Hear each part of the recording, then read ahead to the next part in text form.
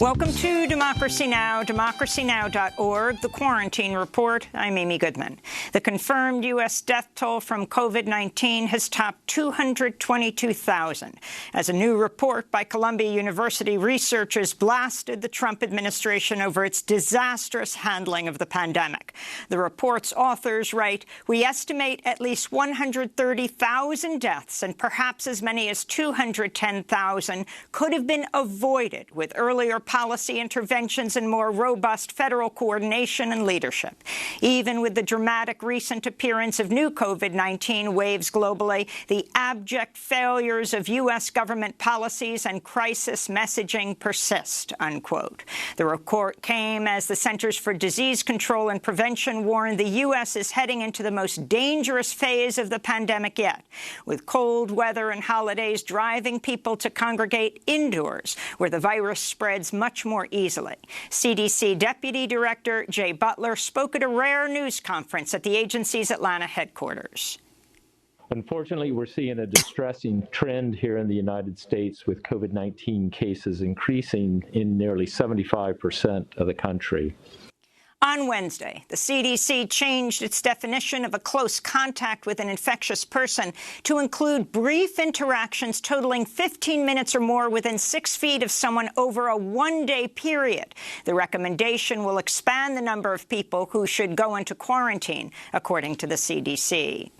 A California appeals court has ordered prison authorities to cut the population of the overcrowded San Quentin State Prison in half, following a massive coronavirus outbreak that killed 28 prisoners and infected 2,200, about three-quarters of the prison population. In the ruling, the court cited the state's, quote, deliberate indifference to the plight of prisoners during the pandemic. Prison authorities are weighing whether to appeal the ruling, which would force the transfer or parole of about 1,100 people held at San Quentin. In related news, the American Civil Liberties Union has sued 3 federal agencies, including the Federal Bureau of Prisons, for documents related to what the ACLU called the federal government's, quote, failed response to the spread of COVID-19 in prisons and jails. Donald Trump and Joe Biden face off this evening in Nashville, Tennessee, for their second and final debate. The Commission on Presidential Debates say it will mute the microphones of both candidates during parts of tonight's 90-minute program after President Trump interrupted Biden at least 128 times during their first debate. The debate will also feature plexiglass barriers separating the candidates after Trump held the last debate while he was likely infected with coronavirus. On Wednesday, former President Barack Obama headlined a drive-in rally for Biden in Philadelphia, where he blasted Trump for failing as president. I did hope, for the sake of the country, that he might show some interest in taking the job seriously. But it hasn't happened. He hasn't shown any interest in doing the work or helping anybody but himself and his friends, or treating the presidency like a reality show that he can use to get attention.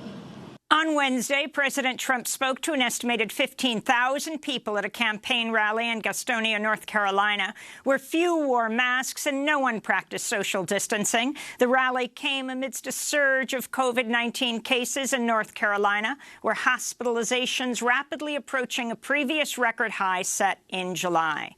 Democracy Now! Will air tonight's presidential debate uninterrupted for 90 minutes at democracynow.org, beginning at 9 p.m. Eastern Time. The New York Times reports President Trump has secretly maintained a bank account in China for years, even as he bashed Joe Biden for being weak on China. The Times reveals Trump paid nearly $200,000 in taxes to China while pursuing licensing deals there between 2013 and 2015. Around the same time, Trump paid little or no U.S. income tax. In other election news, Director of National Intelligence John Ratcliffe accused Russia and Iran of taking actions to interfere in the U.S. election in a hastily arranged evening press briefing where no questions were allowed. FBI Director Christopher Wray, who President Trump is reportedly considering firing, also spoke. Ratcliffe claimed Russia and Iran had obtained some voter registration information which is often available publicly. This data can be used by foreign actors to attempt to communicate false information to registered voters that they hope will cause confusion, sow chaos, and undermine your confidence in American democracy. To that end, we have already seen Iran sending spoofed emails designed to intimidate voters, incite social unrest, and damage President Trump. While Ratcliffe claimed Iran was trying to damage Trump, he offered no details backing up the claim. The one example he cited appeared to show intimidation of Democratic voters. Ratcliffe accused Iran of sending threatening fake emails to some Democrats that were designed to look as if they were sent by the far-right Proud Boys. Iran called the charges baseless and absurd and denied being behind the emails. Intelligence sources told Reuters it's still unclear who sent them. Democrats on the Homeland Security Committee questioned the allegations. The committee initially tweeted, quote, "Do not listen to Ratcliffe, partisan hack," unquote. That tweet was later deleted. The committee also tweeted, quote, "To clarify, these election interference operations are clearly not meant to harm President Trump." The Senate Judiciary Committee is set to vote today on Judge Amy Coney Barrett's confirmation to the U.S. Supreme Court. Democrats are boycotting the proceedings, which they say will deny the committee its required quorum. They're planning to fill their empty seats with photos of people impacted by the Affordable Care Act. Republican Committee Chair Lindsey Graham says he'll hold a vote anyway, and Senate Majority Leader Mitch McConnell has promised a full Senate vote on Barrett's confirmation on Monday. If confirmed, Barrett would likely rule on the fate of the Affordable Care Act and could help settle any potential challenge to November's election results before the Supreme Court. Purdue Pharma has agreed to an $8 billion settlement with the Justice Department over its illegal marketing of the powerful opioid OxyContin. Under the deal, the Purdue Corporation will plead guilty to 3 criminal counts, but no one, not even members of the billionaire Sackler family who own Purdue, will face any jail time. Purdue Pharma is in bankruptcy proceedings, making it likely the company will pay just a fraction of the $8 billion settlement. As opioid abuse surged across the United States, drug overdoses became the leading cause of death for Americans under the age of 50, with more than 67,000 such deaths in 2018 alone. In a statement, the advocacy group Payne Stackler wrote, quote, "This proves that there are 2 justice systems in America, one for billionaires and one for the rest of us. The Sacklers walking away from Purdue is a retirement, not a punishment," they wrote. In a shift for the Catholic Church, Pope Francis has endorsed civil unions for same-sex couples. In a new documentary, Pope Francis says, quote, "Homosexuals have a right to be a part of the family. They're children of God and have a right to a family. What we have to create is a civil union law," he said. In the film, Pope Francis also criticizes the Trump administration's family separation policy at the border, saying, quote, "It's cruelty, and separating kids from parents goes against natural rights," the Pope said. In Mexico, protesters marched near the U.S. border in Tijuana Wednesday, demanding the Trump administration end its Remain in Mexico policy for people seeking asylum in the United States. Immigration activist Paulina Olvera says the policy has been especially cruel for asylum seekers during the pandemic. Because many of them have spent months here, some even a year waiting. And since the pandemic, the border has been closed completely to asylum seekers, and they're in legal limbo. They don't know when they're going to have their next hearing. They have no protection from Mexico and the United States, and I believe many of them are struggling even to just eat. It affects everything, including mental health.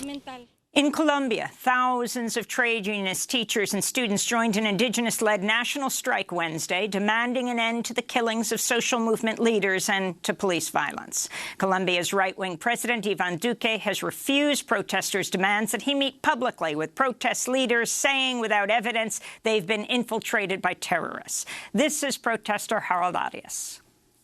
We're scared of going back to our territories without getting a dialogue with the president because there is the uncertainty that indigenous leaders are being murdered by a national government that does not want to respect our rights. In Tulsa, Oklahoma, archaeologists have found a mass grave containing at least 10 coffins during a search for victims of one of the worst massacres of African Americans in U.S. history. In June 1921, a white mob burned to the ground Tulsa's affluent African American neighborhood of Greenwood, known as Black Wall Street, killing at least 300 black residents. Investigators have not confirmed if the bodies found in the unmarked grave are victims of the massacre. And here in New York, a federal judge has announced he'll decide without hearing oral arguments whether President Trump can be privately sued for defamation for comments he made as president against E. Jean Carroll, who accused Trump of raping her in the 1990s. The Justice Department wants to crush the case by switching the defendant from Trump to the United States government, arguing Trump's denial of a rape accusation was done in his official capacity as president. Oral arguments were scheduled for Wednesday, but the Justice Department's lawyer, who traveled from Virginia, was denied entry to the New York courtroom due to the state's quarantine rules. The Justice Department then opted not to do oral arguments by phone. Jean Carroll criticized the government's handling of the case. It was a stunning and shocking day. A woman who makes a complaint against a powerful man.